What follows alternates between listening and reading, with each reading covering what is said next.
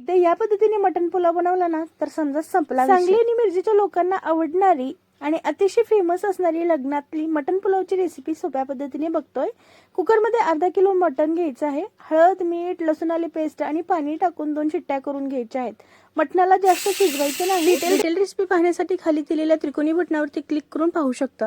मटण इथं बघू शकता ओबडधोबड शिजलेलं. तेलामध्ये काही खडे मसाले, कांदा, हिरवी मिरची, टोमॅटो परतवून घ्यायचं. त्यानंतर ओलं खोबरे, लसूण आले पेस्ट टाकून परतवून घ्यायचं. हा घरी बनवलेला पुलाव मसाला आहे. याची सुद्धा रेसिपी चॅनलवरती अपलोड आहे.